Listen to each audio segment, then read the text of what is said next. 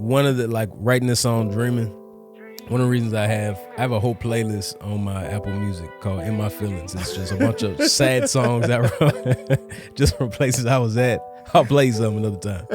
My wife makes fun of me because I like sad songs. I just, to me, it's one of the amazing things about art that you can feel something and like conjure. It's almost like a photograph. Yeah. It's a miracle to me. Yeah. It's like we figured out how to make light reflect on some chemicals, and like that moment you experience, look at it again. It sounds like black magic, but it's like a song is I can feel something and then conjure up an art piece that helps you to feel it with me.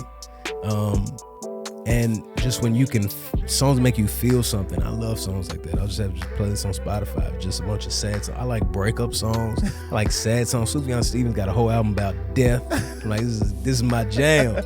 Run it back, you know. Good old folk music. Yeah, because I remember, you got my car on top. He's like, what's this? I was like, oh, just Sufjan Stevens. Don't worry about this. Yeah, everybody won't like this, but something about art that evokes, like you feel it. You know what I'm saying? It's like, and so when I found myself in a sad place, I'm like, yeah, I want to be able to make songs like that, but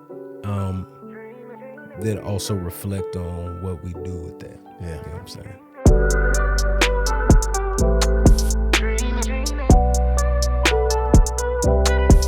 By God's grace, I dropped my 7th album in 2022, and I decided to call it The End.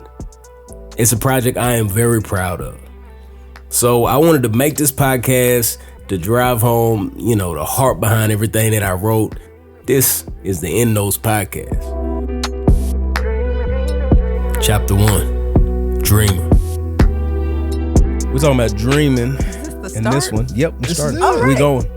Y'all, we in there. No intros. Okay. We're curating the conversation on the back end. Okay, we're here. That's right. All we in right. there. Yeah. Good to be here. So Dreamin, for me, like that song, when I wrote that song, that was a really important one for me that I like worked hard at to make sure it made the album, because I wanted to help people feel the experience of me having like particular dreams and trying to work it out and work through them in a way that my health challenges made that hard to figure out how to dream.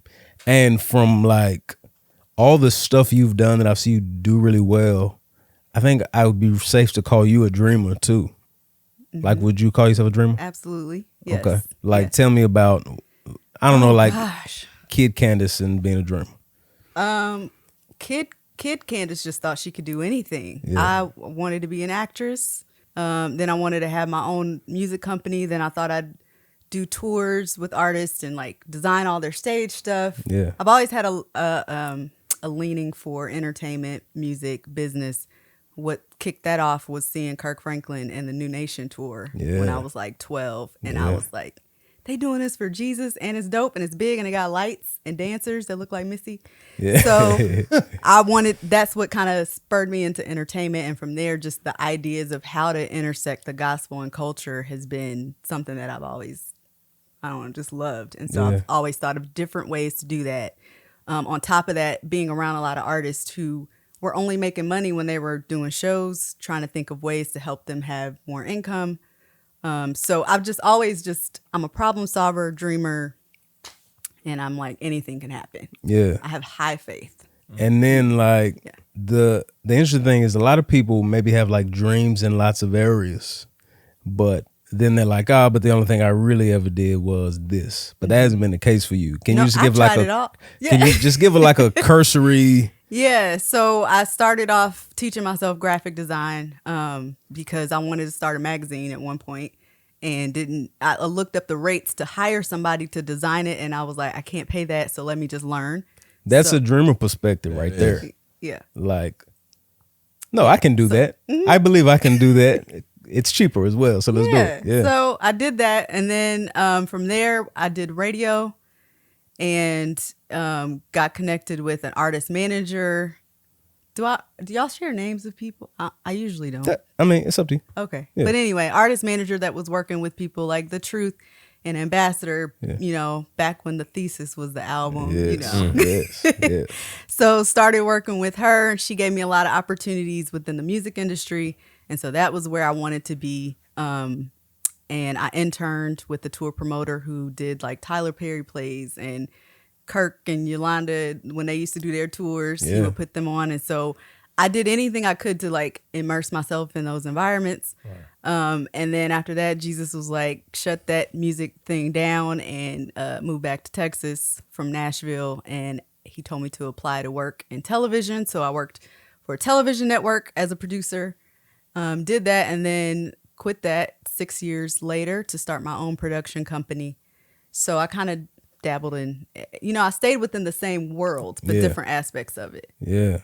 And so I feel like that's like a dreamer. That's like gasoline for a dreamer. When you dream about stuff and then it happens. Yeah. Mm-hmm. You know what I'm saying? Like I was telling somebody, I don't even know if you remember this, Kandis, because I don't even know if you would remember this. But so when I wanted to rap, it's like my dad is like, don't do that. My dad told your dad to have a conversation with me. He was like, you a pastor. Convince him. This ain't the way. Not to go to Bible college even. Like go to, and your dad did try to convince me to like get a business degree instead, and I can also still pastor. And like when because he's a pastor, by the way. So this is a pastor telling him. Yeah. And it's like, I mean, and also you're persevering, encouraging and supportive to me. I have a whole row of commentaries that they bought me just off the strength of love and support. Just want to encourage me in ministry. But, you know, like there were times that like the dream of like doing Christian, you know, it's like, but in hindsight, and my dad trying to discourage me, like, hey, you should do something. You should make sure you're going to be able to like provide for your family, and like being a rapper, maybe you should do something else. Yeah. And in hindsight, I'm like, yeah, that seems like a terrible decision I was making. That's not like a sure path to the kinds of things you always, but I don't know. I just had I really wanted to see more of this thing, and all I could see was how can I figure out how to get there. Yeah. But once something works, and however I get to sign a record deal in high school with some of my favorite rappers. Which at the time, let me tell you, because I was there. Yeah. And I remember hearing, Will got signed, and then we're like, oh, great too. And then we're like, who? And to me, it's like Rockefeller. Because I'm like, it's like, where my Rockefeller chain at? We like, okay. Yeah. You know, like it wasn't super established at that time. That's right. We was all starting. Yeah. But what that did for me is it was like, oh, no, I'm not crazy for dreaming this. And then I'm like, oh, I would like to write. And I remember someone being like, bro, you can't write a book. Stop. I'm like, no, but books help me. What if I? But anyway, like whenever there's something I'm able to do, it like begins to shape like, oh, when I dream big after things to glorify God, sometimes it happens, which is part of why for me with my health to derail some of my dreams, and why even now I'm like, can I still be a dreamer? It makes it even harder to wrestle with. Yeah. So one of the things I'm wondering with you, because you've been able to do so much, and it's not to say that you had no limitations, is can you talk about your health? What it was like to receive that news, and then how that shaped how you think about being a dreamer, an ambitious person who suddenly has brand new limitations put on. So I remember the promo for it, like the beginning, and I was diagnosed in November with stage 2 breast cancer. And when I heard the title of your album, I immediately was like, nope, I'm not listening to that because it reminded me of death, right? And I'm now facing my mortality in a new way, in a way that I've never experienced in my life, which, you know, the beginning of the year, it's literally the week of Thanksgiving when I get the news. It's the end of the year. Most people start having fun for the holidays with your family, and then you start dreaming about what your next year is going to look like. And I remember writing in January, I don't know what this year is going to look like. It's the first year I can't project something I want to accomplish. Only thing I can think of is getting well. And that was all I had. And then even in that, will I even see it? Yeah. So I remember a conversation we had years ago. I don't even know if you remember this. Yeah. We were talking about a situation that was not the best. Yeah. And I said something like, oh, but it'll get better. And you said, but what if it doesn't? And that has stuck with me for decades. Well, maybe it's like a decade and a half, maybe 10 years. It's been a long time. Yeah. But I think about that in any circumstance I'm facing. We hope, we hope it'll get better. We hope things will improve. Yeah. I hope the treatments will work and my body will respond well. But I don't know, And so as we walk through life with the uncertainties that come with it, we have to honestly wrestle with those questions. And in doing that, it either you can either choose the route of, because that is a heavy question and I don't know the answer, I'm just going to do nothing. Or you can say, I'm going to try to push and dream anyway, because it may work in my favor to where I am able to see some of those dreams come to pass. But if you just stop and don't even try, then your result is going to be literally nothing, because you stopped dreaming. Now, how long, what was the process for you to get there? Right. So it's like, you got the diagnosis in November. It's July now. Right. So even as I hear you talk, it's like, oh, there's you've been able to articulate and synthesize some of the stuff. So this is 7 months since the diagnosis. So you have some thoughts of like the implications of what that means. But it's like that week of Thanksgiving, what was that like, or what were some of the most maybe jarring thoughts that you had as all of this came through? My initial response was to go into hardcore fight mode. So I was walking like crazy, drastically cut anything I thought was unhealthy out of my diet. And like, I was like, what can I do? Yeah. What can I do to stay here as long as possible with the son that's 3 and another one that's 1? Me and my husband have only been married 5 years. Like, we're not expecting to walk through something like this that early. So my initial response was like, fight it with all I got. Right. But in the night, like when things are quiet, it's waking up in the middle of the night, anxiety attacks, wondering if I'm going to wake up tomorrow, wondering if it's spreading, because that's a whole nother story. But my journey to treatment was 3 months long before I even started treatments, because I just did not feel peace with my providers, and just asking the Holy Spirit to lead me to the right people for me, which took 3 months. So in the midst of that, I'm hearing repeatedly, don't take too long. This is moderately aggressive. It could spread. You may, it's not we got to act in a day situation, but you only have a few weeks. So to go for 3 months with nothing, was it was a lot. It was a whole lot. But I think what started to turn that for me, to answer your question, is when I hit that 3 month mark, found the oncologist I was going to go with. They redid my scans so that I could be a part of a trial. When they redid my scans, they said nothing had grown. Wow. So all these doctors are saying, you got a couple weeks. It's about, this is moderately aggressive. It's going to spread. I was nervous while you were saying it right now. Same. Yeah. So that for me was like, following the Lord's voice, like, oh, it's real. Wow. Because all of these doctors who see this day in, day out are saying you only have a couple weeks before this thing starts spreading, and it's already in your lymph nodes, which is how it metastasizes to your whole body. Right. So to know, like, I'm already in a danger zone because it's already in my lymph nodes, and then I take 3 months before an ounce of chemo hits my body, it was just, it was crazy. So at that moment where she said, everything is exactly where it was 3 months ago, that's when the flip switched. Wow. Okay. So at that point I'm like, okay, all right, like this can work. I can be here longer. So if I'm gonna be here longer, what do I want to do with the time that I have? Yeah. Like, so when you're saying you realized, okay, so all the stuff that was on my calendar is not anymore. Right. Like, this is what I'm doing for this next little season. Being a dreamer who always has dreams and ambitions, a lot of which the Lord has allowed you to reach. What was that process like, letting go of some of that, at least for a season? Yeah, I let go of some, but not all, because it helps, Okay, So thankfully I have a team, so I was able to offload some things to them. Yeah. But there was some stuff I was like, y'all, if I'm feeling good, I'm jumping in because it just helps me. I remember even when I had our first son, I think I was on the brink of postpartum and I could feel like heaviness because nursing was a whole situation that was not going well. It's my first kid. I didn't know what I was doing and it was hard and I didn't know what to ask for, but I had work and dreams that I was still working towards. So I would be up in the middle of the night still doing whatever I could from my phone. And I remembered how that helped me feel like me and alive and a person with something to offer the world. And so with this, I knew not to shut it all down completely, but I did bring it to a level where it was manageable so that I had room to heal, where I didn't have to work as much or as hard. So I didn't feel like I had to kill it all. Yeah.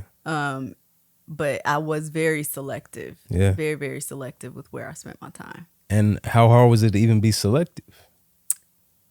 Like, well, was there... was forced, you know, like Yeah. I only had so much energy. Yeah. I was having reactions to the drugs and stuff like that. So physically I couldn't do it. That was probably the hardest part because my mind was sharp. I'm like, my brain is good. Yeah. But physically I can't, like at one point I couldn't even walk from our bedroom to the kitchen without losing my breath and having to sit down. Yeah. So the physical limitations of it, I think, were the hardest part.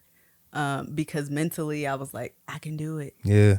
I think, obviously our health challenges are way different, but that for me is one of the harder things. It's like, no, I know I can do this. Like I have the skills, I have the gifts, I have whatever thing, but I can't force my body to do something it can't do. Yeah. Like I can't, everything that I can do, this is the body I have to do it in. Yeah.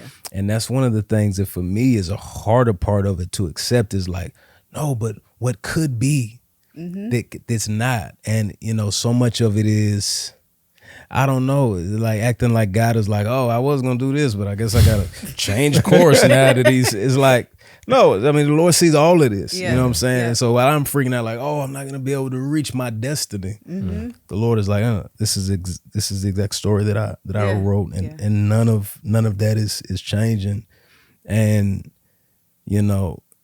that's a piece I'm always fighting for that I feel more than other times. Sometimes I'm like, I'm gonna just be faithful for what I got. And other times it's just like, I just know what could and I can't. You know what I'm saying? Yep. I just literally had this conversation 2 days ago with a friend because I was looking at our money, our budget, Yeah. And I was like, if I just brought in an extra $2,500 a month, we would be able to do this, like, and in the midst of that, I'm like, all right, I know how to make money, like I got the power to make wealth. I can do this. Yeah. I start thinking of all these things and I promised, the Holy Spirit was like, stop, ma'am. I didn't ask you to add to your plate, right? Like I've given you what I want you to steward for now. Yeah. And that's all I need you to do. Yeah. I can add to it. You could do the same amount of work and still get that extra $2,500 a month. I don't need you to start ideating and figuring out different arms that you can add to things and all that kind of stuff. Just relax. Like I got you. You're fine. And first of all, you have all you need. Yeah. So Yeah. so I think that like learning to rest actually sends you further. It's like a slingshot in a way, and I've seen that even this year where I've had to slow down more and not accept as many projects and things like that, that we have exceeded what we did last year already, and it's like, we ain't even finished the year, but that's what it looks like. I'm like, oh, I was really grinding for no reason. Great, got it. Like, it's amazing. So like, even with you, I know I understand some of your struggles to a degree, but then when people see you on a stage, they're like, oh, he's good. He just did a whole tour. He's great. Right. Yeah. Y'all don't understand. Like, it's not you. Like, it's like that, the rest that your body is forced to take in some way, it slingshots you and propels you further than you could go if you were just going steady. Yeah. So, yeah. Chapter 2, New Year, New Me. Because you are such a dream and that's such at the core of who you are, has it been difficult in any ways to I don't know, like, has it changed how you think about yourself, and has it been hard to do that? Is it, because again, you are, if it was like, name the top 3 go-getters, people you would define as go-getters, I'd be like, oh, Kandis, you know what I'm saying? Like, even like, I don't know, like coming to y'all's baby shower, and like the way you put a baby shower together, or was it a gender reveal? It was a baby. It was. I don't remember if you were at the baby shower. I know you were at the gender reveal. Yeah. The baby shower. Some of the family was there. Okay. I don't know if you made it or not. Okay. I think she went to the baby shower, but we both went to the gender reveal. Baby shower. Yeah. So, but I'm like, this is no one else does a gender reveal like this. You know what I'm saying? It's like you go for it, and that's obviously a big part of who you are. So is this embracing those limitations, trying to live in that rest? How's that changed how you think about yourself, and where are you at with accepting that? Yeah, I think I still feel that same drive to do things. Yeah. It's just it's getting bigger. So like even with my journey, I was huge on emphasizing the way people talked about it. Like, don't say I have cancer. We're gonna say there's cancer in my body. Like that was what I wanted the language to be. Yeah. Because I didn't want it to become my identity. Because so much of what we endure or carry becomes who the person is. I was like, nope, I don't want y'all to look at me and be like, oh, that's Kandis, she had cancer. Yeah. But what's crazy is in the midst of that, because I've gone through this, there's a level of empathy and understanding I have now that I cannot shake. Like, I will never look at healthcare the same. I will never look at sickness the same. I will never look at loss the same. And that is a part of me now. And that's okay. And so in light of that, I feel a new responsibility to take what I love to do, the things that I know how to do, and meet that new part of me with something fresh. And so that's what I'm working through now, because I've got like ideas for days on that, but also in the midst of that, like making sure that doesn't consume me too, because it will be related to cancer. But it's like, but I still don't want y'all to think of me as the cancer girl. This is just a way to communicate to the people that I'm seeing now in waiting rooms who don't know if they're going to make it to their next treatment. A way to share the gospel with people who think that cancer is the end. Like, I'm just like, cancer can't kill you. That's my whole new thing. So, but I'm still doing all the other stuff. What I love about that is, and this is like been a theme of some of our conversations, is when something goes different than we expected, or something is taken away, we can very much focus on what we've lost. Right. With a complete blindness to what we are gaining, or a lack of trust that we're going to gain something. What I love about what you said is, and the ways that it's changed how you think about yourself, it's not just, well, I'm able to do less, but it's the way that the Lord is shaping me in this season is changing who I am as a person to be able to go do those things in a particular way. So it's these gifts being able to be used in ways you couldn't even have used them before, because you have brand new perspectives you never had. And I'm sure there's a depth in your soul and understanding of the world and how you think about parenting, you think about your kids, and how you think about family. That to me is really dope, because there's a richness that you get to go serve the world with that came as a result of this really tough thing. Kandis, I'd love to hear from you. How has this experience, right, in both ways, how has it changed you as a dreamer for the better and maybe for the worse? You can say and or. Yeah, I don't want to say worse though. Okay, hey, that's okay. I think it's all better. Yeah, right? Like I think it has clarified. The way that I dream. I'm not just gonna think of things just because it's a good idea. Right. I'm also not gonna pursue something because I see other people doing it and it works for them. Right. That's something that I may have tried years ago. You know, like, oh, I could do that and I could do it better. Like that's the confidence I used to have. Right. Now it's like, okay, what should I do? Right. If I have this limited amount of time here, what should I do? And so that's how I'm dreaming now, as opposed to, I got this banging idea, I can do that. Oh yeah, I got you. I can do that. And saying yes to everything, or creating yeses for everything. It's like very, very selective now. So that's good. Yeah. I got one question for you though, based on dreaming. Yeah. What checks have you written that have bounced? That's a good question. I keep like this stuff that I've gone for, this like my body just And me and John had this conversation where he's like, I mean, the way you described it is not how I would think of, but it's like, oh, I wasn't able to finish school, and oh, I thought I was going to lead pastor, and I was going to do that. So we did it together. And it's like, oh, but that also didn't work out. And I was going to start, I mean, remember the media thing I was trying to start, I was trying to hire you to help me with, that had many, you know what I'm saying? And I have a book that was due like 6 years ago. This hasn't turned it yet. It's close. I was almost done, but New publisher now? Yeah, no, they've been very gracious. They've been very gracious. They've Shout been out very to wherever gracious. you are. And then even like, you know, okay, what if I'm on a smaller church staff, and then still my energy so does this. It's like I just can't. And it's felt, and especially before this record came out too, it was like I couldn't push any songs to come. It just felt like maybe I'm no longer in a season where I'm able to push anything to the finish line. So it felt like, oh, but I keep going for it. And it's almost like, you know, when a kid touches the stove, it's like, oh, I ain't finna do that. That hurts. Like after I left Atlanta and came here, I just remember a few months in, I was like, maybe I was more affected by this most recent thing not working out than I had been in the past.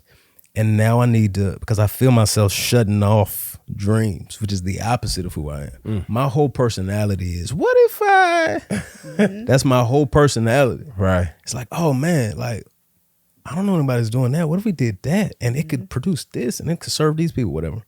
And so this is still me trying to navigate and figure out, okay, how can I still be a dreamer? God made me this way, and I've seen the fruit of it. Yeah. And also the times I'm like, okay, I think I've now planned this within my limitations. And it's like, oh, no, that's still not gonna work. It's like, okay, I'll just try to do this. It's like, oh, no, we can't. It's like, no, what if I just, you know, it's like, yeah, am I tripping? It's like God keep closing doors, and now I'm trying to like unscrew and pull a door off the hinges, and like, I will do things that I want to do. And so I feel like I'm getting to a place where I'm able to again dream and try to find those limitations, but it's definitely way different than I used to. And it's with much less confidence. And there's some ways I feel like it's more healthy within limitations. Other ways where I feel like, yeah, I still got to figure out how to work through some of the insecurity of how many things just didn't work out, and figure out how to dream and be ambitious in a godly way within my limitations. And Well, how many things does Solomon say to try in Ecclesiastes? Like, all of them aren't going to work. That's Bible, you know? So it don't mean stop. That's right. You know? Yeah. So it's like, if you try 20 and 5 work. Yeah. So what I'm going to do now is I'm going to call you. I'm going to be like, Kandis, I can't even figure out. No, because your posture, I think, is dope. You know, like, I'm like, oh, I should be like that. Yeah. And that's part of why it's an encouragement. And part I wanted to talk to you is because I'm like, me and Kandis haven't talked about this in particular, but I know she's going to have helpful, insightful ways to process this and think through this. So for real, thank you for talking to us. This is super helpful. Thank you for having me. Fantastic. It's great to be here. Yeah. Pleasure meeting you. Chapter 3, Dream Killers. Do you think of yourself as a dreamer?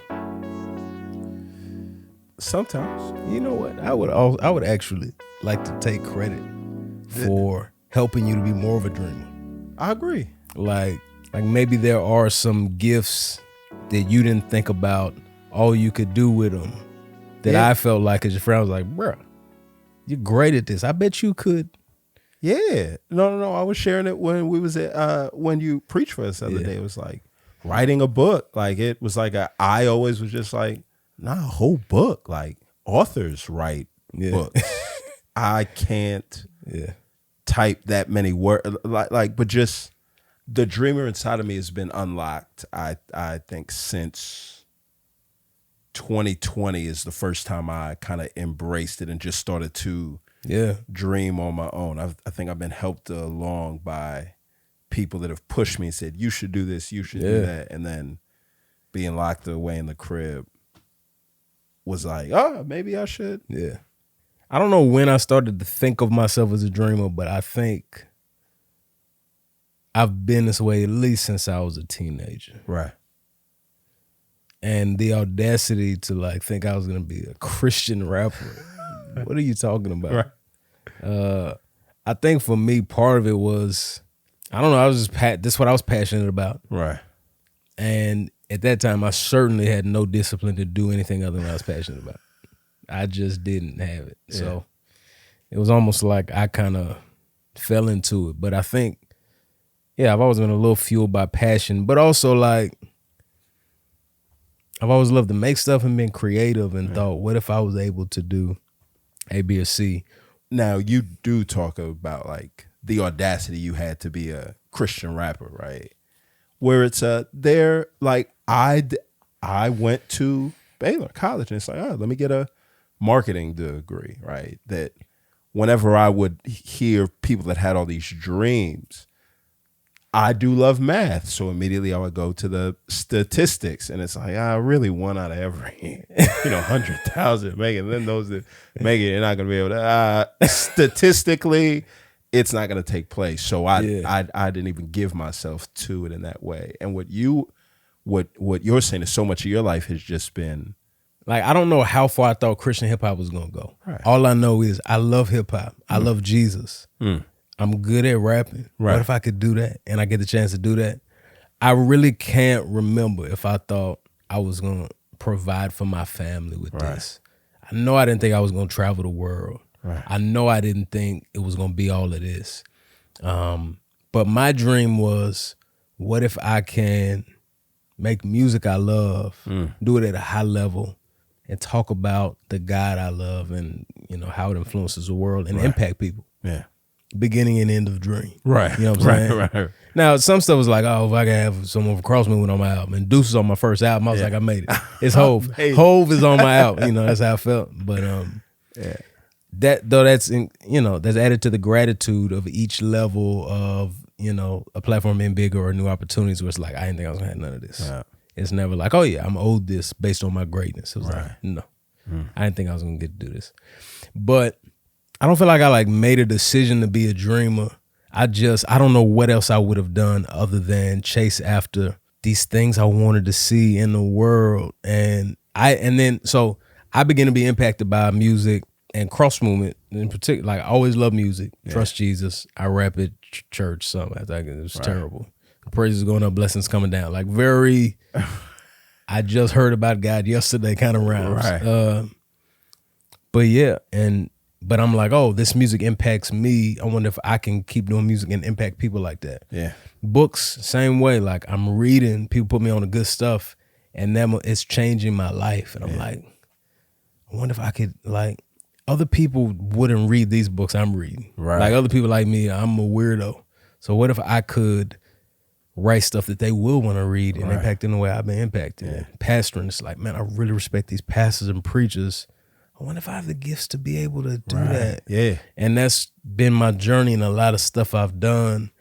I do feel like I'm a kind of dreamer where I only get really excited and passionate about dreams that I think I could actually pull off with my skill set or my gifts. Like, it fits. Yeah. Like people like, you ever thought about acting? I'm like, I think there's a possibility, like, but nah, I don't really. Like, the stuff, it'll be stuff I'm passionate about, and I can see, when I can't see how my gifts could really do it, it's not adjacent to anything I'm good at, I haven't shown any ability in that area, I'm like, nah, that's not really, that's part of how my dreamer gets excited. Yeah. And so much of it worked. I think that's part of why it was so hard when my limitations started to. Yeah. I never thought about it like that. I was never like, oh, this dream worked, therefore another one will. Yeah. But there kept being things that seemed unusual that even other people were like, I'm not sure if you can do that. Right. That for whatever reason, by God's grace, I had a feeling in my gut, like, I think I could like make an album. I think I could write a book. I know that's weird that I'm like 23. Yeah. And I think I'm gonna just write a book about the good life. Right. I think I can do it, and I think it will be helpful. Yeah. So I think it's worth just trying. And so that's part of what, like, I'm grateful for all of those things. It's like, if I never get to do another thing in my entire life, man, the Lord's been so gracious to me. That's amazing, bro. Yeah. He's allowed me to do so much, like, things people don't get to do that I've wanted to do. Right. It's not like I didn't work hard for them, but Yeah, some mercy. Yeah. Hearing you talk about your dreaming and what unlocked it for you, and you just starting to make sense of, I get excited to dream when I see a thing and I know I can do it. I feel like that was why so much of my dreaming was suppressed. Yeah. Because I would see a thing, and if it wasn't in the areas of particular like expertise that I had, I assumed like, I don't know if I could do it. And I feel like I stumbled into doing all of the rest of these things because the thing I get really passionate about is galvanizing and recruiting a team to do something. Yeah. I feel like, no. I can build a team and put the right team in place. Yeah. So then it was like my dreaming really started to be unlocked when I would see a thing and I would be like, yo, I think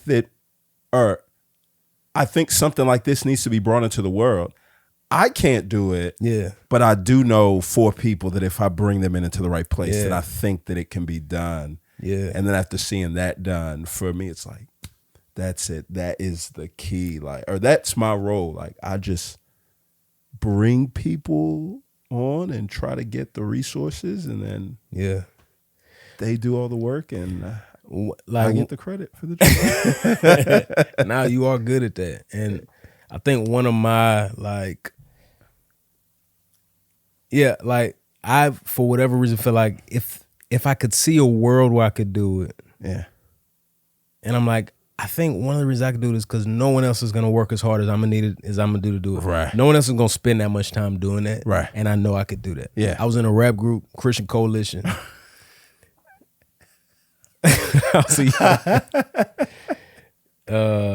And we was like, let's make a producer's face off. I was like, we let's make an album. And we was like, oh yeah, everybody wanted to do it. Nobody was ever. And I was like, I'm gonna just do it. Right. I'm like, no, I'm gonna do it. I'm gonna write. I'm gonna do this on this computer, and I made a little mixtape, and it was terrible, but it's good enough. But you did it. That's right. It was like, no, I'm gonna figure this out. And it was the same thing. And even like production, I was like, I can't be a producer, bro. Right. I was like, I'll learn some chords, and I was like, oh, maybe. And I was like, I could. It would just take a lot. But if I see that, no, I could. It's just gonna take whatever that it's gonna take. I don't know. I have endless desire and determination to do it. I'm so curious about it, and I love learning. Yeah. That's part of the journey and the love for me. So to be like, I know I could, and I'm willing to, and I'll give everything to it. Right.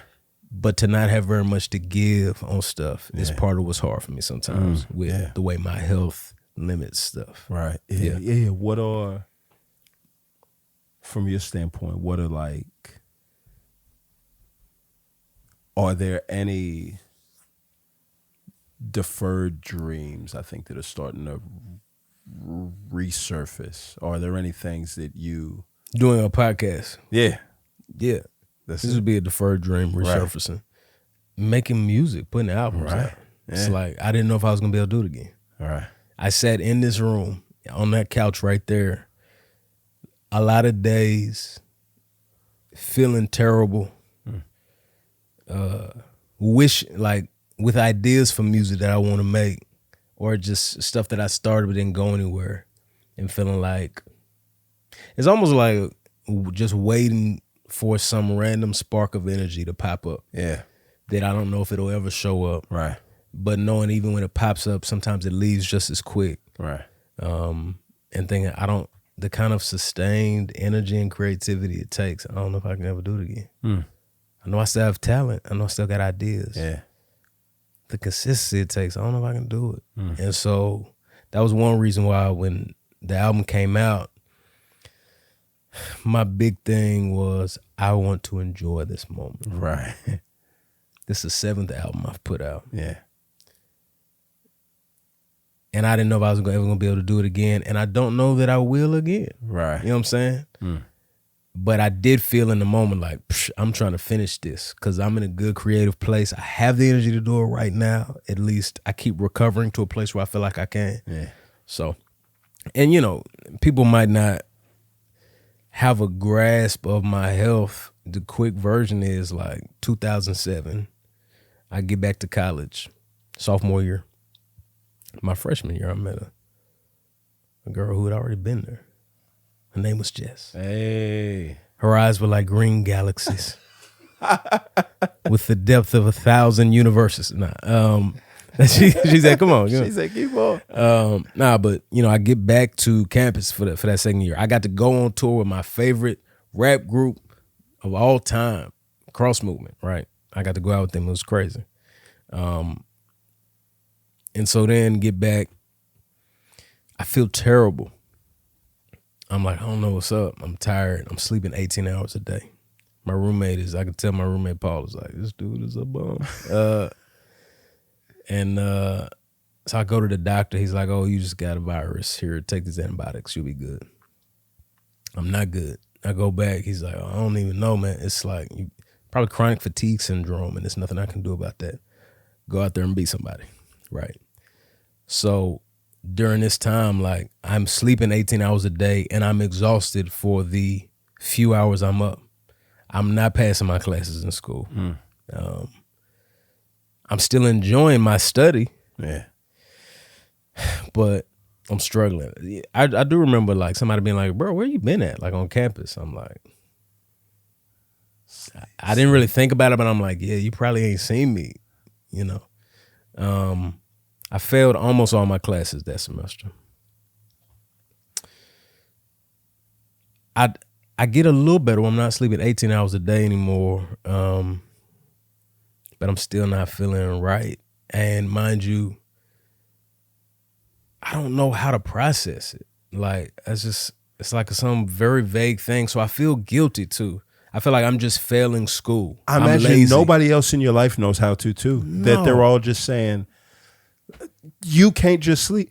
I've got a job that I don't want to go to, but I get up. I had a professor who said, we all get tired sometimes, William. And I was like, right, you probably know exactly who it is. And I don't have the words to help them understand it anymore. Right. Go to infectious disease specialist, basically same thing. Test me for he's better than the first doctor I went to. Test me for everything he could think of. Same thing. Chronic fatigue, eat good, try to exercise a little bit. So it's this thing where like 2007. You're 19 at the time. Yeah, bro. It's a year after I met her. She didn't even know a year of healthy me. That's wild. So yeah. So I go through this thing where every semester of school at this point. Now I somehow put out another album in 2008, 2020. I think by the time, I'd already written most of it, I think, by the time. But I didn't know what was happening to my body, so I kept overdoing it. I kept being like, oh, I failed some classes. I'm going to take on more hours next semester. And like, oh, I'm going to keep this album on track and all this stuff. And I did this. It's embarrassing in hindsight. Like, bro, 5 times you tried to take on more hours because you didn't finish. Why are you still doing this? And just feeling lazy and ashamed and hard to explain to anybody. And so I eventually, I didn't finish school. Like, I kept trying, and my body would quit at the end of semesters. I remember this one professor, Eddie Field. He was my favorite professor.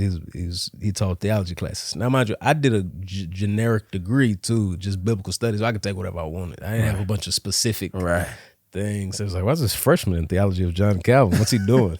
Like, hi guys. Now it's friend, and I looked up to him a lot. He was real dope, calm. He would pray for class every class. He'd be like, let's pray. Father, he would take a break. Right.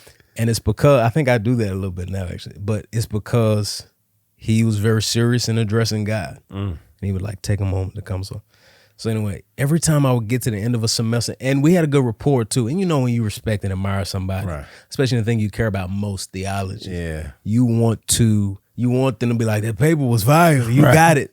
You understand substitutionary atonement, right? And I get to the end of those semesters and run out of gas. And just the like, I'm sorry, I didn't, no, can I have another week?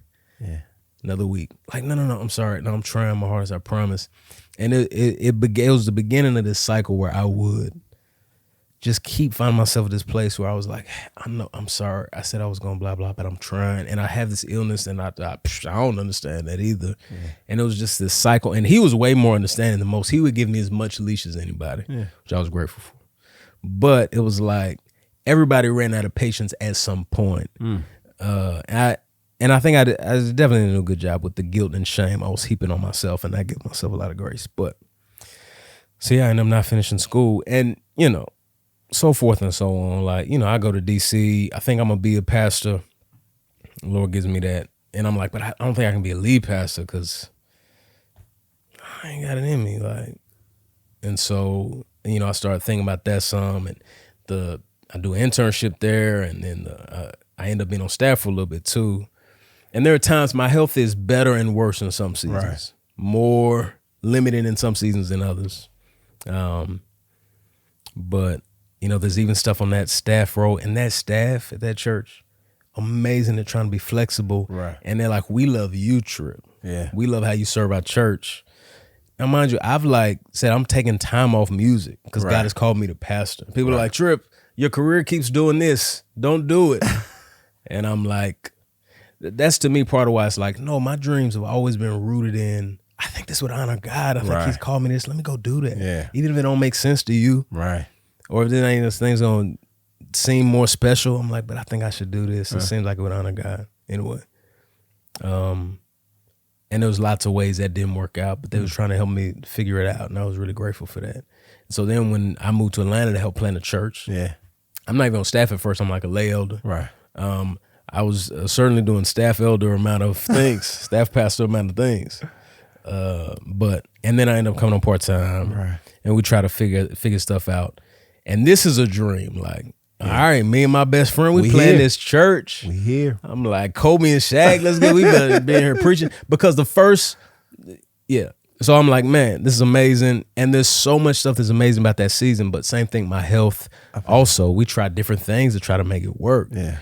And it's like, I don't think I can do it. So I'm like, should I pass or should I just be doing music?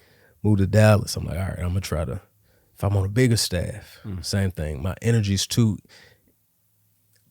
up and down to be dependable. Right. Which to me, I know I could go somewhere where it's like, we just like you're preaching, just show up and preach. You don't have to ever see nobody. I don't think that's what I'm supposed to do as a pastor. Right. I want to be available to people. Yeah. I know there's varying levels of that. Yeah. But I haven't found a level that works. And there's other stuff like this media company I was trying to start where I raised $1 million and had some people who was like, we down, let's do it. Books over, there's just so much stuff. They had me to a point where I was like, I don't know how to dream no more, man. I just can't. Just the thought of it was like, you a fool, bro. Why you doing this to yourself? Stop. Yeah. And so I feel like I'm still in a place now where I'm trying to figure out, okay, how do I be a dreamer within limitations? And like I was saying earlier, I feel like I keep like, no, I could do this, but let me not try too much. And and it still keeps not, so yeah, I mean, it's a journey. I'm trying to figure it out. Yeah. But God has been really gracious and let me do lots of stuff. He don't have to let me do none of it. Yeah. So yeah, it's part of the journey. But I will say this, like, we definitely think about how things will be and we dream about it and we attach ourselves to it so much and it gets wrapped up in who we are that then when we wrap it up into who we are, we then can't imagine ourselves without that thing we dreamed up. And that's unhealthy dreaming. God didn't even, unless God spoke directly to you in a loud voice and said, you will do this. And you didn't misunderstand it. That was God, which God doesn't usually lead me like that. Right. I can't tie that up in my identity so much. You know what I'm saying? Yeah. So, yeah. And I think we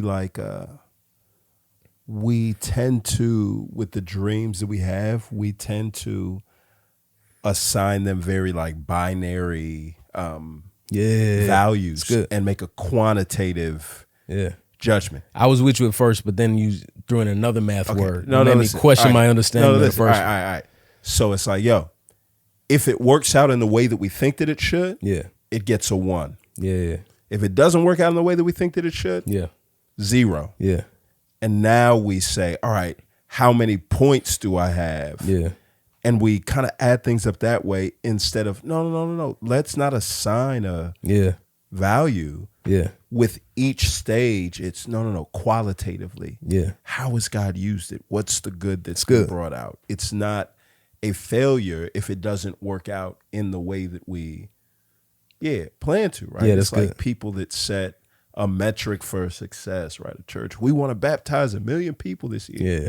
And they baptize 100,000, and everybody in the church is, sad because they didn't meet an arbitrary goal, right? And so from that standpoint, I think, that's one thing that I've just been hit by, man, as I retell your story.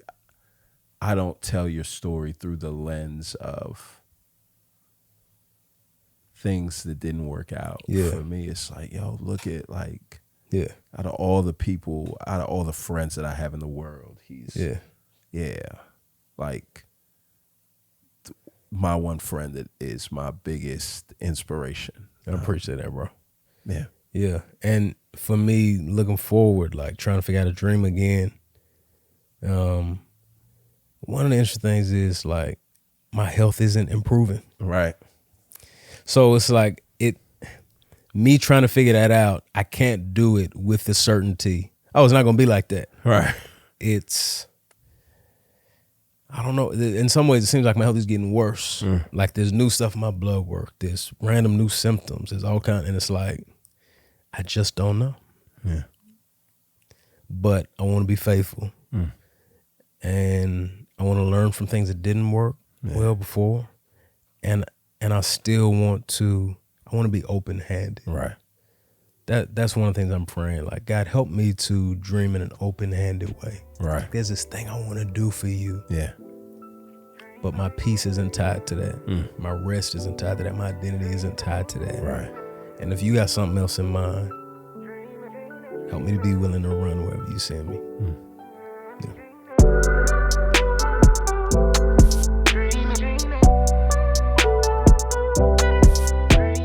The End.Notes podcast is presented by Our Daily Bread's Voices Collection, and that Voices Collection is meant to share Black Christian stories of faith through resources and conversations, all Bible-centered, to help try to make God's word understandable for everybody and accessible to everybody. So if you want to know more about Our Daily Bread's Voices Collection, you can go to experiencevoices.org.